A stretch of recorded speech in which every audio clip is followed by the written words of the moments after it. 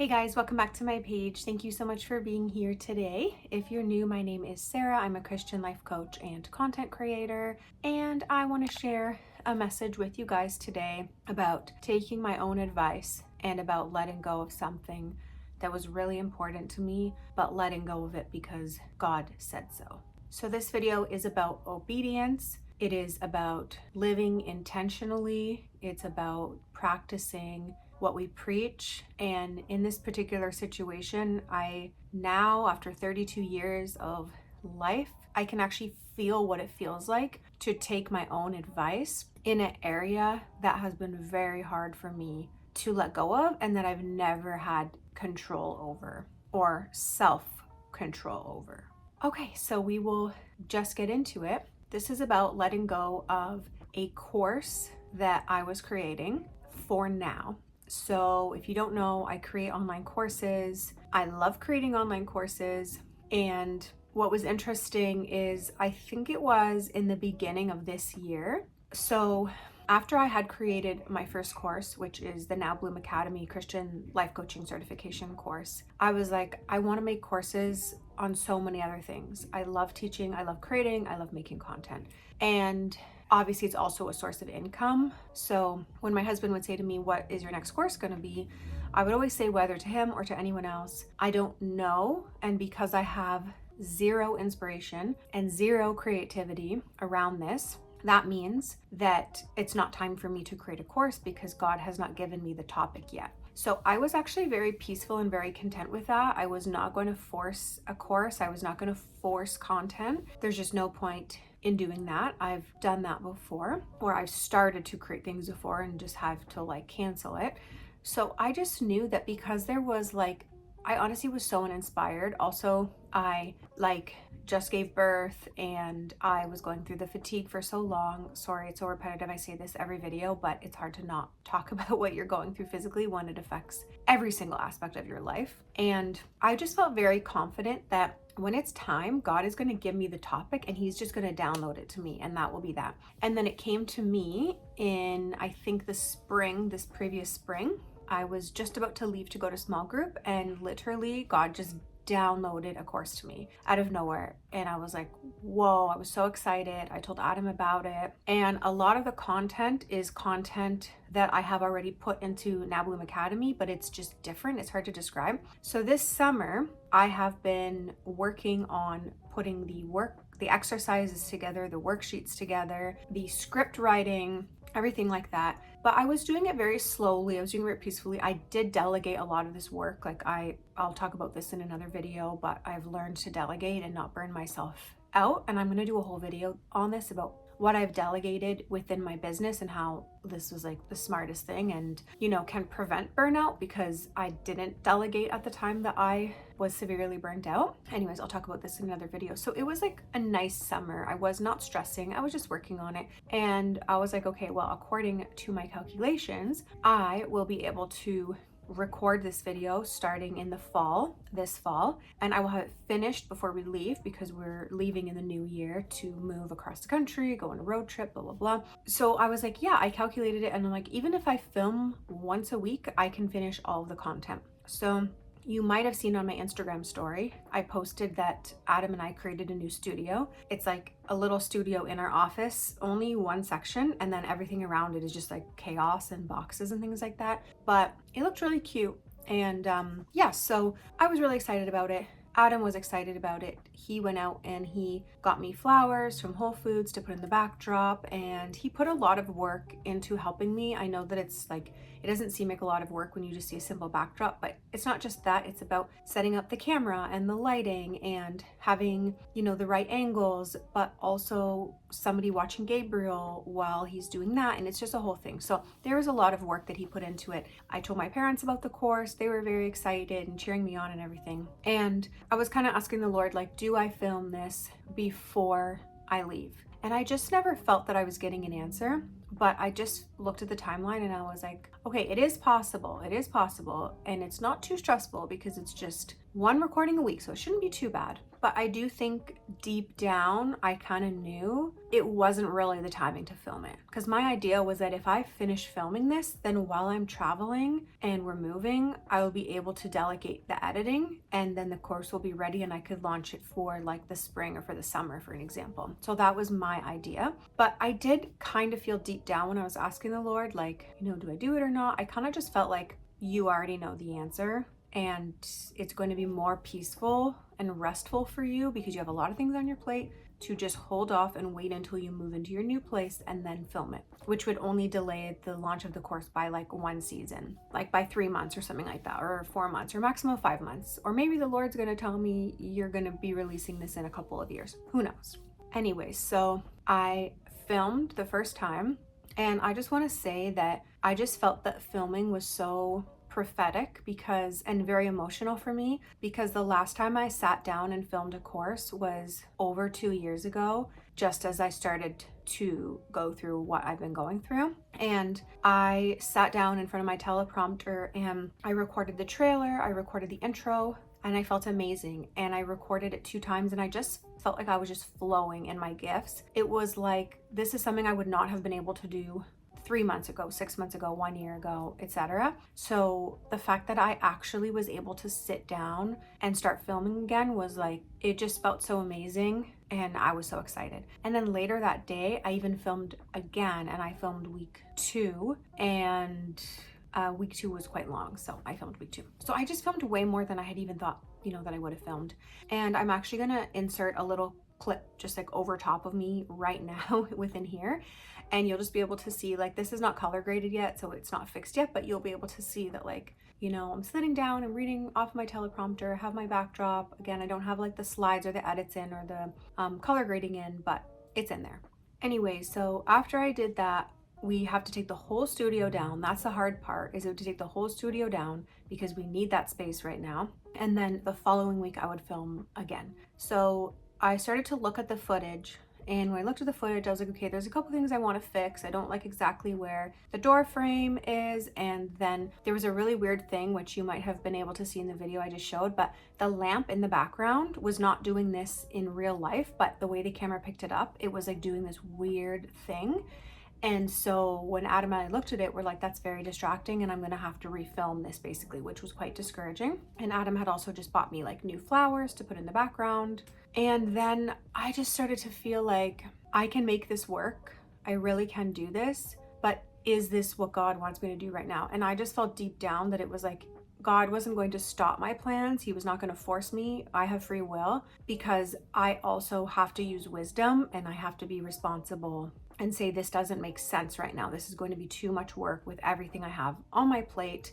And, just to give context, in 4 weeks, we are moving. We are leaving from Vancouver. We're packing up. We're shipping everything across the country. We're going on like a 2 to 3 month road trip to skip the winter, then to get into Ontario. We're wrapping up so many things. Adam has a big birthday this next month, and we have to say bye to all of our friends. There's so much going on, and I'm still recovering from the fatigue, and we have a 10-month-old, so it's just not wise. Also, I think what was playing in the back of my head, I started reading this book called Being There by Erica Kosamar. I'm not sure if I said her name right, Kosamar. And she's been on many podcasts recently about talking about daycare and talking about the first 3 years of your child's life and how important it is as a mother to be there. And when I was reading her book, she was saying that this book that I was reading was actually very delayed, because when it came to her, it was when her children were young. And so she was like, if I start writing this book about being there while I have small children that I'm trying to be there for, that is going to take a lot of my focus and a lot of my time and a lot of my attention off of my children, which is the reason I'm writing this book, is to tell parents to not do that, and then you'd be doing that yourself. So that came to me as well, because of the energy and the time that I would have to take to film actually took away time from me being with Gabriel, because I'd have to do my full hair and makeup. I'd have to sit down and sit in front of the camera. I'd have to proofread the script again, help set up the studio. And because of I'm regaining my strength and my health, at this time, I wouldn't be able to also take Gabriel out that day and take him to like the rec center or, you know, anything we want to do together, swimming, different things like that, because I would have chosen where I was putting my energy that day, and that would have been into filming. And I was starting to just feel like I want to be there with my son, especially during this time of his life and how young he is. And it's not that I wouldn't be there, but it's like I just didn't more time away from him and time taken that I can actually take him to the park and just do enjoyable things with him. But instead I would be filming, you know, for what? If it comes out in another year, comes out in 2 years later, it doesn't really matter. Most importantly is my son needs me to be with him, and I want to be with him. And I would just feel sad that I, you know, wouldn't be spending time with him. But then in the background, I was feeling like, oh, am I going to disappoint my husband because he put so much effort into this? Am I going to disappoint my parents because they've been cheering me on? And I just felt like I was asking God, and he was just like, you already know the answer. So I felt like this was something very hard for me to let go of, because it was something I was so excited about. And actually, when I said to Adam, do you think that I should let this go for right now? Like, do you think that we should just put this on hold? Like, if God said to put this on hold, what do you think? And he said, if God told you to stop this project, would you be able to listen? Would you be able to stop this project? And obviously that goes to show that my character in this area is very evident, and that my husband has experienced it and has seen it and has seen that once I set my mind on something and I'm determined, nothing is going to get in my way or stop me. So he just said something that it was just so, like, it just pierced my soul. It was like, would you even let it go if God told you to let it go? And I was like, well, I don't know. So anyways, I was a big relief, because Adam said no, he would not be disappointed, and that really helped me. And that was another thing for me to overcome, was feeling like, you know, he put a lot of effort in to help me, and for me to just be like, okay, we're not filming it anymore. And even, you know, for my parents as well. But that helped me to overcome a fear of disappointing people, even though I know my husband and my parents would be like, what the heck, like, we don't care that much. But to me, I would feel like when someone invests in me and believes in me, I don't want to let them down. So that was something for me to overcome and just kind of put into practice again. Like, I'm going to do what's best for me and my family, and what God is telling me to do. And then the other thing was about actually letting go of things that I don't want to let go of, and actually being intentional and restful and present in my life with my husband, with my child, with my friend group, and not burning myself out. Because a couple years ago, I did burn myself out when I had so many different things going. And I look back and I'm like, why was I doing that? Why was I creating a certification course while I was fully booking myself every time slot with clients, running a YouTube channel, running a podcast, running a clothing line, running the Instagrams for different things, for different businesses, along with my business partner? Why couldn't I have let some things go?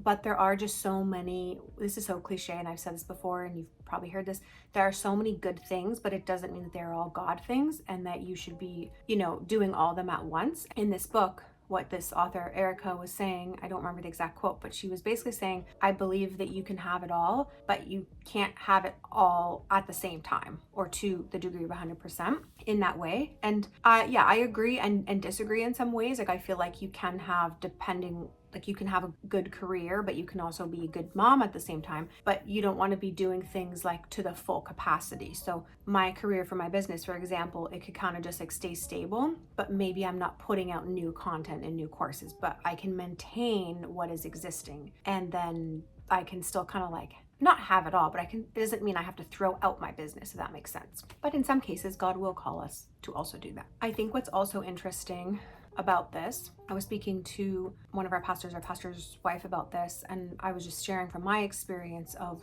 what I felt that God showed me. And this is kind of a message in itself, but I'm going to put it in here. So in the beginning of this year, we had to take Gabriel to the hospital. And when we took him to the hospital, we were there the entire day. They were just running tests and doing different things like that. And the whole day I spent laying in the hospital bed, kind of like reclined, feeding Gabriel, doing skin to skin with him, Adam brought me Starbucks lunch. I had that, and that was how we spent our day. This was unexpected. It happened last minute. And what I felt God was showing me as I was sitting in that hospital bed with Gabriel is like, so why can't you do this at home? What has changed? Why can you not just rest in your bed with your baby at home? And again, I know that it depends on how many children you have, that can be unrealistic, but it just goes to show that when life forces you to pause things, you realize that they were pausable, as opposed to thinking that, the world is going to end if you don't do the laundry that day, cook dinner that day, get back to those emails that day. Everything can be paused and put on hold. And I've learned that from that experience of like, one, yeah, why can't I have more restful days like that with my son? Two, when Adam and I had to last minute go to, well, not even had to, but wanted to go to the UK last minute for 2 weeks. And then anyways, we were away for almost a month in total. And we had to put everything on hold. We had to put work on hold. We had to put everything on hold. And it was pausable, like it worked, because it had to work. And with what I've been going through, once I started experiencing situations with my health as that I am recovering from, but as I started going through that, I started having to pause my business, pause different things that I was doing I didn't have the capacity to pour into Covered by Grace, to do the podcast, to do clothing. Like I didn't have the capacity to do one-on-one appointments with NowBloom. I didn't have a choice. I had to pause these things. So what I'm trying to say is, don't pile on so much and try to do so much and then wait until a crisis happens where the things are pulled beneath you because you didn't give yourself enough bandwidth to rest. And there's just so many things that I'm just trying to adapt this mentality where when I look at my to-do list and I'm like, oh, this is so overwhelming. I'm like, no, let's be real here. What actually has to get done? And what do I feel obligated to do? Because there are a lot of things that do not actually need to get done some days and in some seasons. Anyways, so with all that to say, I just wanted to share that I did feel very anxious letting go of that. And I felt all different stages of denial and all these different stages. It sounds ridiculous, but I was really, my mind was really set on it. And if you think about a situation in your life that your mind is really set on something and God tells you, let it go, let that relationship go, let that business go, let that side hustle go, let that house go, let that vacation go, let that lifestyle go, let that project go, especially something that has significant importance to you and maybe you find your identity in it or different things like that. So I just wanted to share, it was something I really wanted. It was something that was very hard to come to terms with letting go. It was something that I let go of. I had guilt about it, but at the same time, I also felt like I had just quit my job and decided to stay home with my child. Like I felt like, oh my gosh, now I have so much more time and so much freedom. And so there's just a lot of freedom, behind that as well. And I feel that the Lord has really been just teaching me to be very intentional, very present, and not just living life like it's a blur. I have so much to say on this topic, but I wanted to share this with you guys for today. And that is all that I have to say. I say this in every video. I'm going to put the slides up here. I have an online course called NowBloom Academy. We have a January 2025 semester that you can join the live cohort, or we now have a self-paced version. And we also have Misha's Inner Healing program, which is a small group for women only, which again, you can do live or you can do self-paced. Thank you guys so much for liking, subscribing, commenting on this video. And the last thing I want to say, this is not a complaint. This is not for sympathy. This is not for advice, but I just want to say this because I feel like once again, you can watch someone's video and feel like, oh my gosh, you can just compare certain parts of your life. And so I just want to be honest. I have an editor who's editing my YouTube videos for me now, which is why I'm able to continue doing YouTube videos. I know there's not so much editing that's needed, but it's just the principle of even putting it together. So my editor would see this, but I have to take a lot of pauses as I'm doing these videos. I have been using this term called resisting. Instead of saying I am like feeling fatigued, going through fatigue, I say like I've been resisting fatigue, because I've been working with someone in inner healing and deliverance. And I was saying like, it's very hard sometimes to watch my words because I'm trying to explain to people why I can't do things sometimes. So she was just saying that a good term to use is resisting. Like I'm resisting anxiety, I'm resisting fear, things like that. So as I'm doing these types of videos, I am resisting fatigue. I take a lot of pauses in between. Like I literally do this and just get myself back together, catch my breath, resisting fatigue, but I am healing. And I just want to share that with you guys because that is the reality of the behind the scenes of my videos right now. And it's not always going to be like that. Praise the Lord, I know he's going to heal me, but I just want people to know that because it just feels fake sometimes for me to come on here and pretend that I have so much energy and I'm just shooting this all in one shot, but actually I'm resting my eyes and doing breathing exercises in between. So it's a reminder for you to do that. All right, love you guys so much. Thank you so much for your support, and I will see you soon. Bye.